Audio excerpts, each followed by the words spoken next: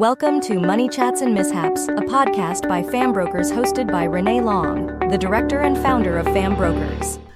Thank you, Matt, for coming in to Money Chats and Mishaps. So today we're just going to review some of Matt's tips and tricks. He's got many years of experience in commercial and private lending. So Matthew Porch is the National Distribution Manager of Aquamore, a private lender which has a couple of head offices, and they manage to assist many brokers all over Australia. I will chuck it over to Matt and he will give you a bit of a spiel on himself, and then we'll start talking about a bit of demystifying some of those myths about private lending and how Aquamore can actually help you in your business. Thanks, Renae. Thanks very much for having me. It's been a while since we've caught up, so it's lovely to see you. As to you too. Mate, Matt's like my son, okay? I know that sounds a bit weird and creepy. It doesn't mean to be. No, how long have you been away? You've been away from Aquamore 3 years? Yeah, a couple of years now, yeah. So I think you were the first BDM we had first in Queensland. BDM in Queensland, yeah, yep. So I still know the products and I still do talk to brokers and go, oh no, that's an Aquamore deal. Yeah, so the success we've had up here was all started by you, so... You know. I'll take credit for that then. I'll take tickets. No, very good. So, look, I'm head of distribution at Aquamore. We're a private lender in the commercial space. Everything we do is secured by property on a non-coded basis. The business has seen a significant amount of growth in the past few years with the addition to some of the aggregator panels in Australia. You're on pretty much everybody now. Just about, yeah. So it's YBR, Astute, Loan Market, Connective, Purple Circle, Astute, yeah, we've said them. So it's been good over the past few years. We've taken a lot of support from these aggregator partners, which has been really good. So onwards and upwards. And you provide a niche in the market. You provide something that somebody else... Everybody talks about lenders in a way where all the private lenders are here and they do this, but... Every lender provides something different, and Aquamore provides their own slice of paradise. That's right. We're not one of those lenders that come out and say, look, we're good at everything, we can do absolutely everything. That's just not what we do. And there are lenders in the market that unfortunately portray themselves as master of all trades when, what's the saying, reality? They're jack of none, right? Master of all trades, master of none, jack sort of none, thing. Something. Yeah. So, our niche is in that, up to $7 million space. We do really, really well in the sub three space. We look after SMEs and provide them with a tangible solution for their, for their lending requirements. We have a real judgmental credit approach to everything that we do. As you're aware, every client has their own story, and as long as you're across that story and you can articulate that to us, then we'll do our best to find a way to get that working. So. The cookie cutter policy-based approach isn't something that we do. It's not something that we're very good at, and that's probably... But that's a good thing because you know where you stand and what it is. I mean, private lending still to this day has a bit of it's private lending, but private lending isn't the worst thing you can do. It's not Kneecappers, Aquamore, and I know I say that, but colloquially, it's because people, exactly, it's the colloquial phrase. But private lenders provide people a solution. Doctors, lawyers, accountants, people that are the pillars of society. They want to go into development. They want to cash out to do something. So car parks have been built from specialists because they pulled money out of somewhere. You've got storage sheds, you've got buildings, developments, triplexes, all different types of things. Yep. If you need cash for something, to purchase something, you guys even do vacant land. Yep. And that's really important because not every lender does vacant land. That's right. And depends on the speed of transaction. And if it's only a short-term lend, you can't go to your major banks. So it's solution-based. It doesn't cost a lot of money if you look at the overall profile. It's not compounding interest over 30 years. You're looking at that solution and getting it done, getting in there, getting out. You know me, I like to get it done, get it done. No, you're absolutely right. I think the connotations of private lending, there are still some negative, unfortunate connotations, and there are still some unscrupulous characters in this part of the industry, but I think over the past 10 years that's really become, private lending's become a lot more mainstream.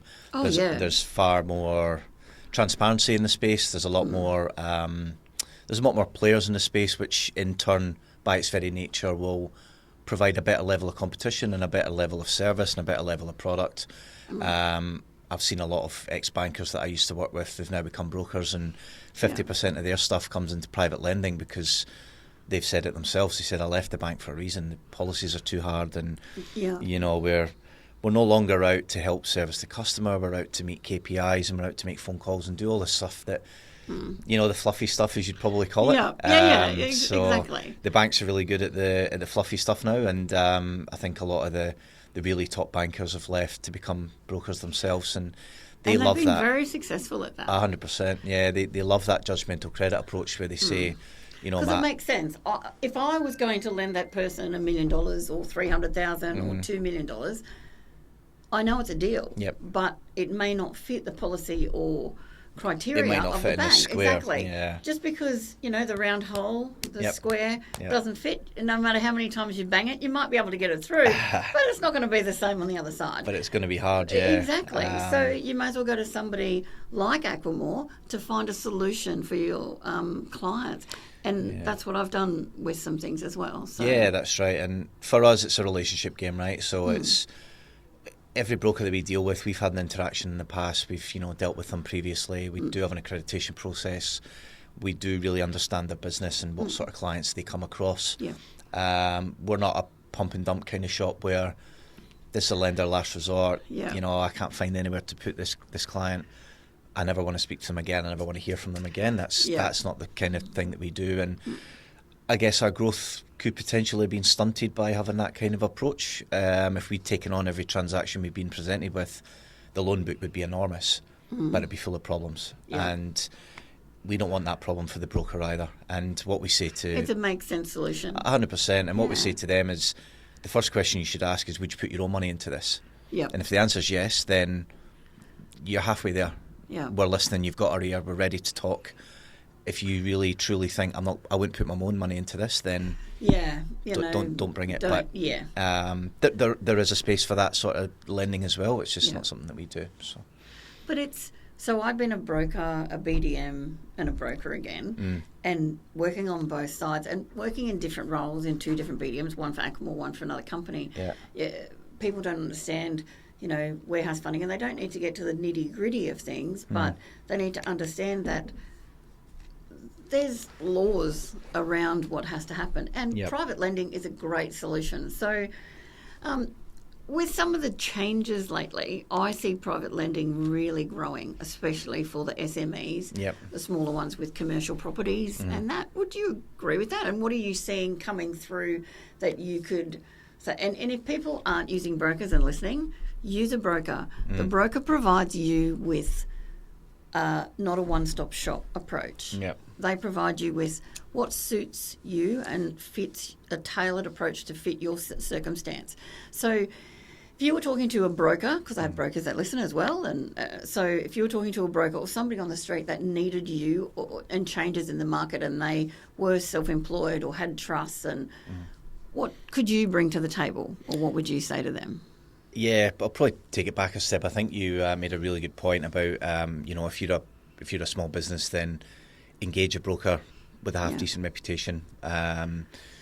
You'll find brokers that are aggregator aligned. You know, for example, loan market, you can type in any broker in any area. I'll tell you who they are, what their name, address, phone number, etc., etc. You got broker pages. You got all of that. Yeah. You know, realestate.com domain. There's plenty of places where you can search a broker. 100%, and just ask them for their experience, how long they've been in the industry, all that sort of stuff, and get comfortable with them. And you know, if they are as good as they say, then finding that right solution is 100% correct. And these people will have relationships with the strong private credit funds and with the banks alike. And if it is a bank transaction, then hopefully they'll explain to you what's required and all the rest of it. But as you said, the advantages of private lending are certainly speed to market. The banks and some of the non-banks at the moment are inundated with inquiries, which is really pushing out the SLAs.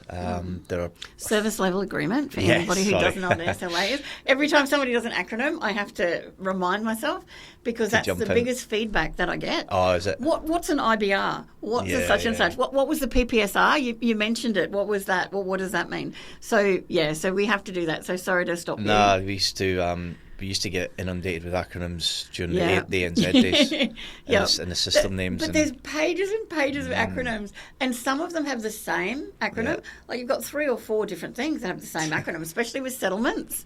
And you think, oh, is that a that or is that a that? It's a whole new world. we even judge ourselves with that. Yeah. So, but no, I think as I said, the real outlook on private lending has changed, and I mean, I think there's about 2021 there was $135 billion written in the private credit space, which that's been compounding at about 15% annual growth over the past sort of 10 years. It's been amazing. It just shows you, first of all, the major lenders' lack of appetite in certain areas. Yeah. I think their cost of capital is really weighing on their mind. It's becoming a race to the bottom with the top 4 or 5 banks for the best home loans. Australia's got the best, or one of the strongest property markets in the world, especially when you look at areas like eastern suburbs in Sydney, or I'm not too familiar with the Queensland market. You might know a bit more about the Gold Coast and stuff. But there was I went to a training session held by the MFAA the other day, and this gentleman came up, and he's a social media content expert all around the world and worked for The Age and different newspapers, and he showed us data and statistics in Australia. Every second, an Australian logs in and looks at the property somewhere in Australia. Wow. So they're looking at property 1,000 per second. Yep. And looking at other data from CAFBA, MFAA, FBAA, MPA, all of the magazines and everything. When you look in realestate.com domain, it used to be like 2015, there was 0.5% of people going to brokers for private loans. Yep. Now it's over 2%. So back at that time, if you were comparing it, people are using brokers more too, and finding your type of solutions for them that they didn't know was available before. So they are utilising it. That literally doubled within every 5 years. It's doubling. So having 2%, now it's 4%. I mean, it's crazy, and you're going up to, they project 10% by 2028. 10% of the market will be using private lenders. So people that weren't using it before, if this growth continues, mate, world domination for you. Well, that access to credit will be, in my opinion, a good thing for the Australian economy, is that people have got more money to invest in their business and hire staff members and all that sort of stuff. The ATO have certainly pulled back on their appetite for debt as well. Well, it's not so much debt; it's more of a a proposal where your tax is overdue and you enter into a payment plan to pay it back. But it used to be called the Bank of ATO, the Bank of the tax debt. And tax is going hard at people lately. Used to charge between 6 and 7% as an interest rate, which is a good money maker for them. But they've, as you said, they've now clamped down, especially after the COVID stimulus has ended. The tax office are becoming a bit more brutal in what they do, and we get presented with a lot of really good transactions, a lot of really strong borrowers that can't go to the majors due to a policy decision saying we don't like tax debt. They see the tax debt as a character issue, but 9 times out of 10 it's poor advice from the accountant. We've seen it before. They said, oh look, here's an email trail from the accountant showing just pile it on, don't worry about it, you don't need to pay this for X amount of months, X amount of years. And now it's come back to bite them on the arse. And it's those sorts of things where we look through the noise and say, look, we had one in Queensland actually. He was a doctor, he was a specialised surgeon. I can't remember exactly what he'd done, but turnover was exceptional, $5 or $6 million a year. Yeah, nice. And the guy was working 17, 18 hours a day, as you would expect from a top surgeon. And the bookkeeper got inundated with the tax and didn't know what to do, and this all piled up. The ATO knocked on his door. Said, look, we can't get hold of you, what's going on? Your tax debt is almost $1 million. And he had an unencumbered property, which he pledged straight away, cleared his tax debt, prepaid his interest for 12 months. And I think it was BOQ that came in 6 months later and said, he's the perfect client for us, let's take him off your hands. And that's the thing, it's a solution, and you're not the rest of your life solution, you're the 3 months to 3 years solution. That's right. To get you out of the doo-doo. So that is such a common example of what happens.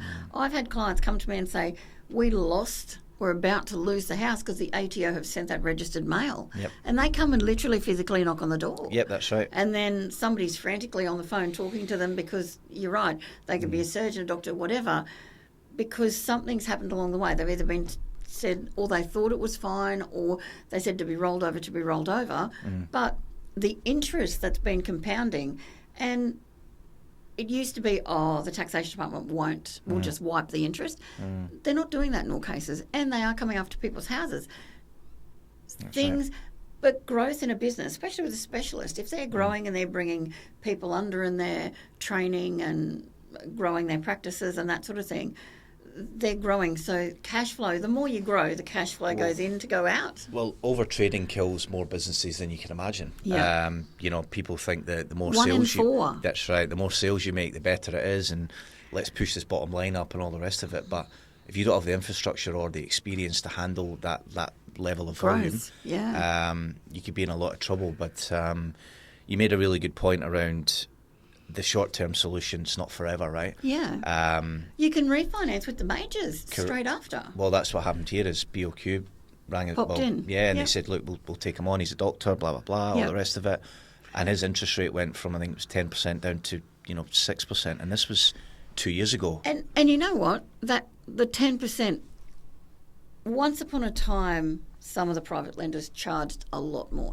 It's not the 30% that people have in their mind. And sometimes when you tell somebody something 10 years ago, it's still in your mind. I'm not a young spring chicken, but I remember things my grade 1 teacher taught me. And they're forever in my mind.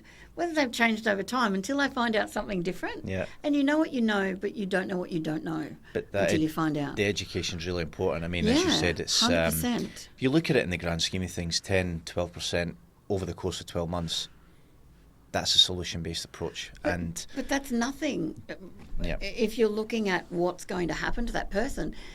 Because the deal I did with you guys, they were facing to lose $120,000. It cost them $22,000. Yep. So they saved $98,000. They kept their money. Yep. So I don't see that as it costing them. No. I see that as they saved money instead of losing $120,000. Opportunity cost is really important exactly. as well. You put it into perspective. 100% perspective's the best way to sort of sell it. And you touched earlier on warehouse funding and things like that. Yeah. I think it's risk against reward in respect of how the debt is all priced. And when we look at judgmental credit, for example, we'll make a decision based on the client and how the story's been told and all the rest of it. The warehouse guys are not interested in that. They give you the money at this. Here's your parameters. And you have to stick within the lines. Play within the lines. Yep. And there's two ways of looking at it. Is I love playing in this space because I know what the rules are. I know what a deal is. I know how to make a deal work. Where you get these peer-to-peer matching platforms in the private lending space, they provide a very good service as well. But you've got to be able to settle the loan. Yeah, that would kill me. And not knowing the surety of funds, exactly. Not knowing where it's coming from, having to lock in 10 investors who've all got different appetites, that would drive me mad. And what they want, and because they are very different. Yep. And each fund is different. Yep. Because if you have a client that comes to you and says, I've got $20 million I want to invest, this is what I want it on, I'm only going to do this, and this.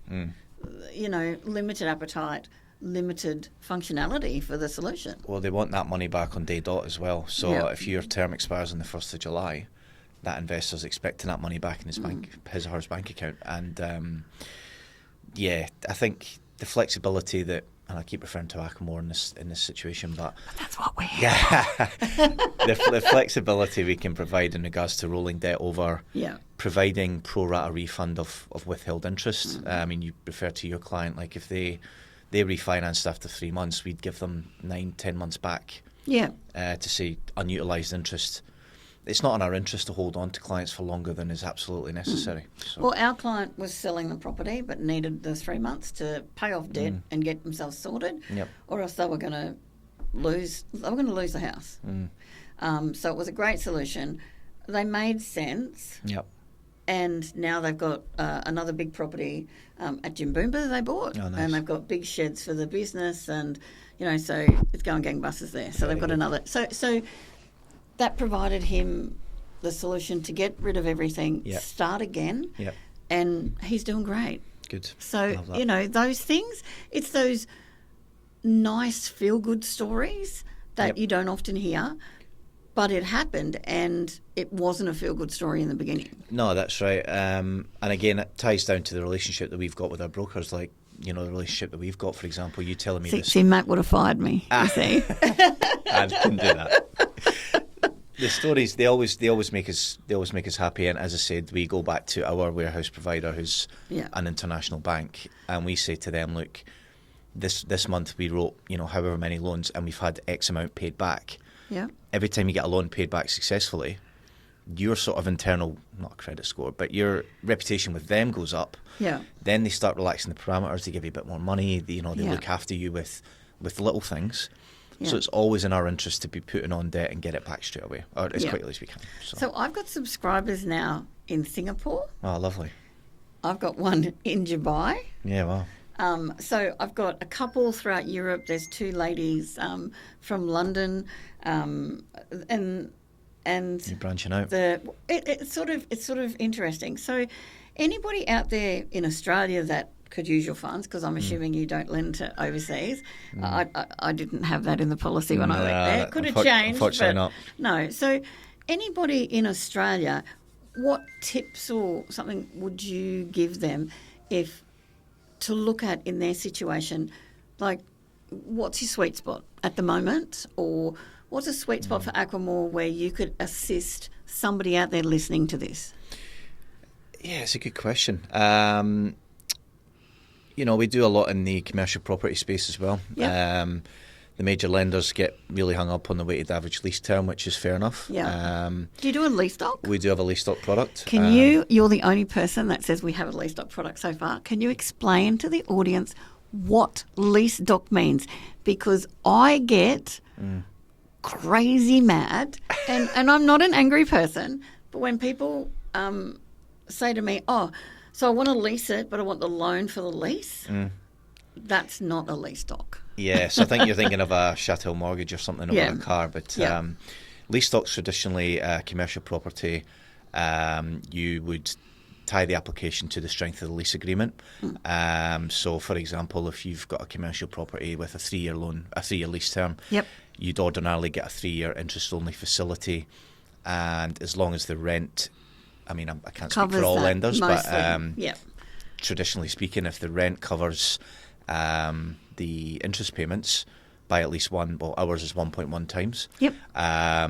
Then you qualify for what's called a lease doc facility, which credit checks are done, application form received, and you just run it using the strength of the application based on the lease. There's more people that are using private lenders for lease docs. Yeah, 100%. As I said, we've seen a lot of leases that are potentially above market. We'll have a chat with a valuation company to understand the area and all the rest of it. But at 1.1 times, our interest cover ratio is probably the most competitive. That's very good, actually. In the space. Yeah. I think a lot of the majors are at 1.5, some of the non-banks are 1.25. And we take strength in the client's application and the fact that investing in commercial property is not an easy thing to do. No. Well, I've had a 10% uptake in 3 months on commercial property purchases. Yeah, so certain parts of the commercial property market are starting to flag. You've got a lot of high vacancy rates in offices in, say, Sydney and Melbourne. But I'm talking about the unit warehouse block with a mezzanine upstairs. That's where a great investment. The plumber or electricians have got that, and they sublease the office upstairs, and they've got their small office downstairs, or the mechanical workshop that's got like a hire truck business. I've had a heap of them come through. Well, it's all tax deductible as well, and exactly. We're getting a lot of commercial properties in super as well, and if I had enough money in my super, I would certainly look at a commercial property investment. You know, it gives you tangible outcomes. Yep. You're in control of how much you charge. Yeah.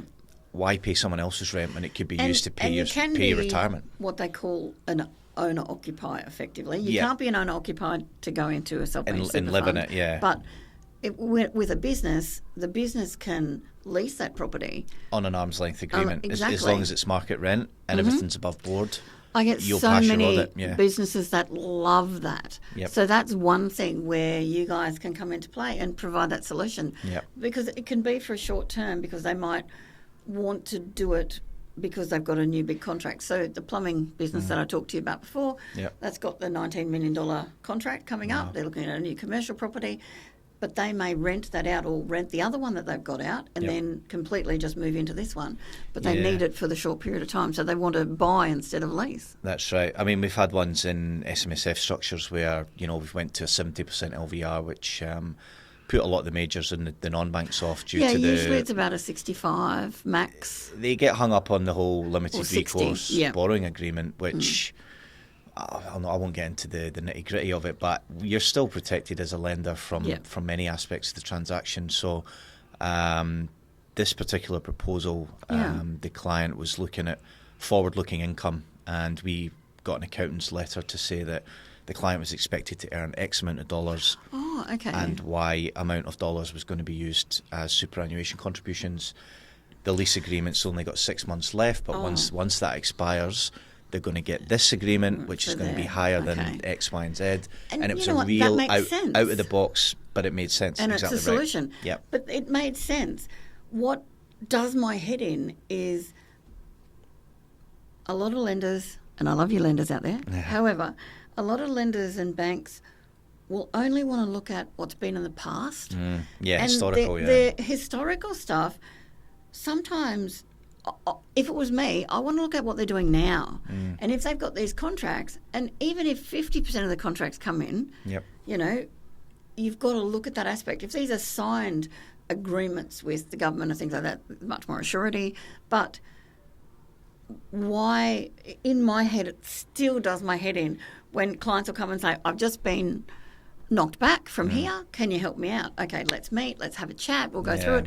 Yeah, to me it makes sense. Okay, so you're earning this here, but you haven't had your taxes done in 18 months. You get your taxes done every 2 years, and they do the 2 years and pay everything at that stage. Well cashed up, everything makes sense. So having that option, I think, really makes a niche to the market as well. Yeah, I remember being at a risk forum a few years ago, and I think it was one of the chief risk officers. He was at HSBC at the time. Yeah. And he said banks are fascinated with what's happened in the past. They look at a snapshot and they determine that that's the way you're going to behave going forward. And he said that has to change. And this was a good 6 or 7 years ago. 100% I agree with that. And yeah, he was, you know, as I said, chief risk officer. He probably would have got his knuckles wrapped for saying that at the time. But he was absolutely right. You can't use the last 2 years to predict what's going to happen here. Yeah. That's just the easy way out. Yeah. It's a policy-based decision. But what if something happens to everyone every year that says it makes their life different?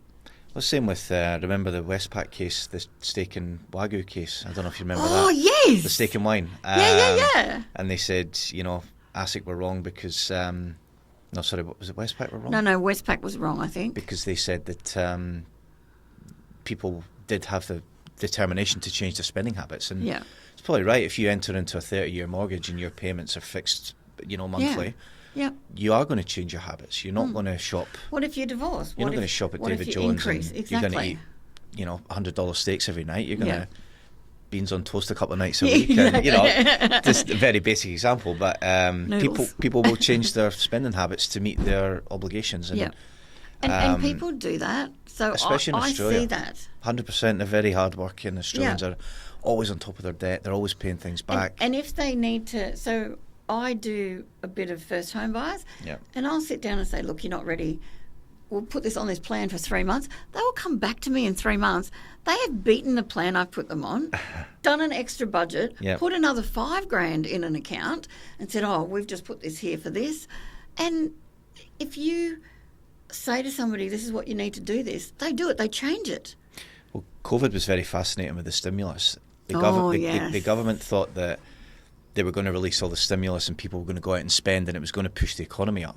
What the majority of Australian householders done was hold on to that income and it put straight into their savings account. They didn't spend, they held on because they knew it was a rainy day.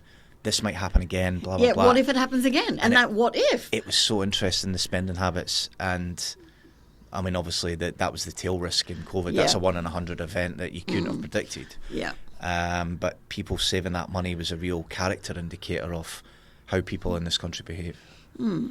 But, yeah, so I loved how you said we looked at what's coming.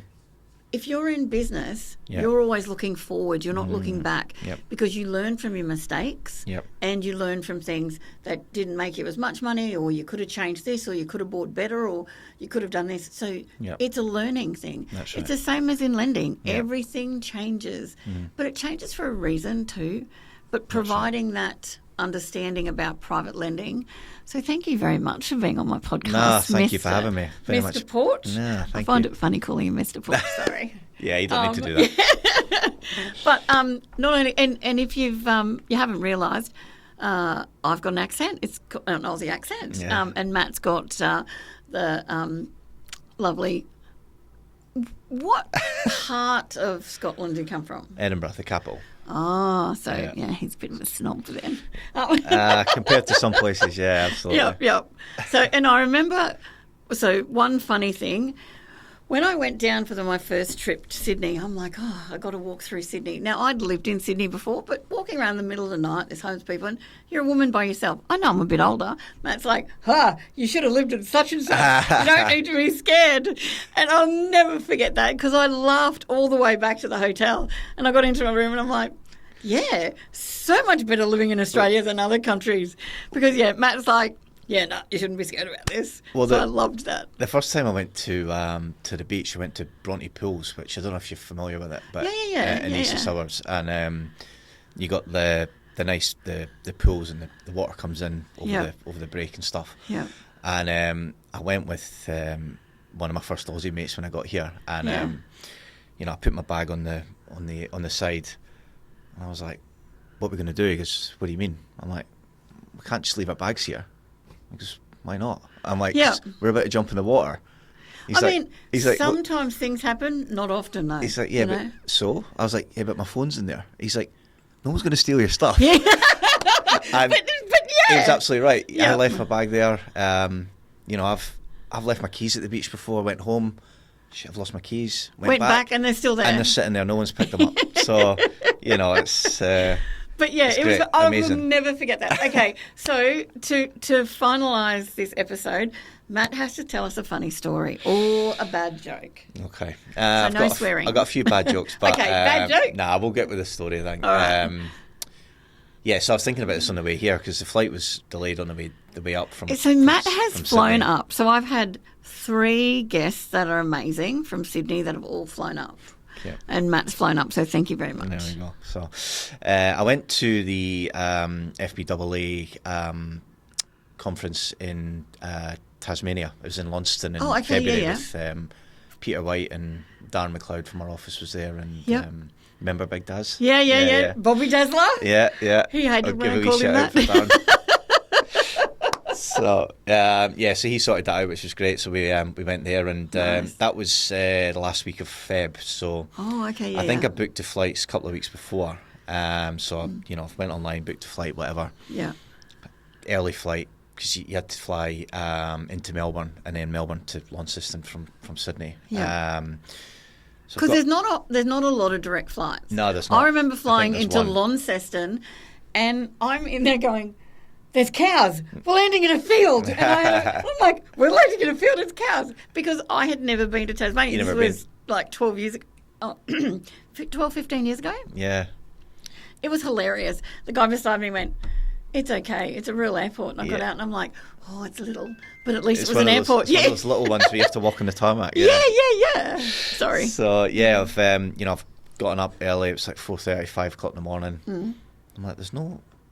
Usually they notify you check in, the badge in you to check in before, and I'm just like, can't find it. I was like, right, okay. So I went online to check in. It was like, check-in's not available. So I thought, all right, okay, it's, I'm going to have to manually check in at the airport. So, got myself ready, blah, blah, blah. I went downstairs and I was like, let me just check this again.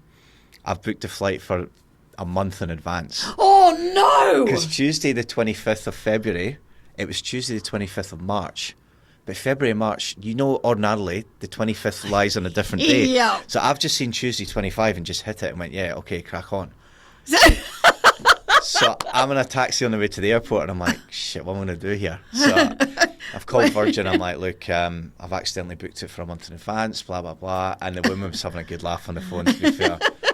She's like, yeah, look, ordinarily we've got to charge you money to change your flight and all the rest of it, but you've clearly made a mistake, blah, blah, blah. Oh, that's hilarious. So here's your money, but I had to rebook it, and then I had to rebook a separate flight on the way back. Cost a fortune, but I ended up landing a bit late, and Big Daz was But like, you got there. Big Daz was like, where the hell have you been? I was like, the flight got delayed. I couldn't, so he knows now. He knows now. I couldn't face telling him at the time because wow. everyone was sitting around the table. Like, I think, again, Peter White was there and stuff like that, and I was like, sorry, I'm late, flights, you can't trust them anymore, all the rest of it. Wow. And that was a true story. Was I booked it for 25th of March instead of 25th of Feb. Oh, wow. So that was something I'll try not to do again. Yeah. Well, at least you were going to be early. Well, yeah, exactly. So, really early, yeah. Really, really early. Surely they could have afforded you like an office down there for a month. I'm just terrible at booking stuff like that. Attention to detail always goes out the window and stuff Get like out that. of town. So. That's a little bit true. He sometimes does things that... He's a great human, and I love him to bits, but sometimes. But wow, a month in advance, that's crazy. So, that was... Thank you for sharing that one. That was gold. But we've all had travel disasters. Yeah, and as I said, I'm clinging on to the small morsel that... When I went to it was the 25th on both months, right? So all of mine and the kids' luggage got lost at LAX. Oh, Jesus. So we flew from LA to San Francisco. In San Francisco, we had the clothes on our back.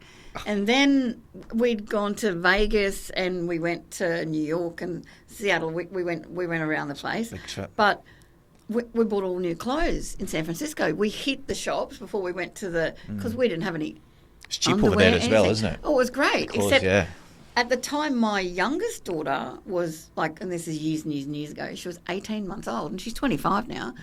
But she stripped off all the clothes because it's really warm in the shops. Yeah. So I wheels her out and all these people are pointing and I'm like, I think she's cute too. And then I looked and I went, and like she's literally naked with a foot up in the air. And mind you, she is such a prude right now. Doesn't care. She will hate this story. But yeah, it was crazy. And then they found my luggage, but they were 2 days late all the way. But all the souvenirs came by courier 2 months later to my door. We had boxes, we had everything. So it did come back. But yeah, so we got amazing new clothes. There you go. We didn't buy as many Disneyland substitutions as it. Oh, mate, can I just say, Mickey Mouse. I loved Disneyland. It was amazing. But you know me, I like, anyway. Disneyland cartoons are amazing. Thank you so much. And if anybody needs or anybody wants to know more about Aquamore, it's www.aquamore.com.au. Go and like and share Matt's page on LinkedIn. So now I culled 4,000 people from my LinkedIn. So now I'm up to 25,000. That's a big number, yeah. Yeah. So, well, I don't want to waste people's time with filling their feeds up and people that engage. So 39% of my clients come from LinkedIn. LinkedIn's a great tool, especially when it's it's free. Like they try and flog you the advanced Premium version, but I'm like, the normal one's so good. What's the point? Yeah, you get they're so many victim of their own things. success, right? Yeah, exactly. But there's so many things you can do on LinkedIn. And, so follow, like, share, talk to people. If you're self-employed and you need short-term or private lending, contact me, obviously. Go through Renae. Or your broker, and go to Aquamore for a solution. Thank you very much. Thanks, Renae.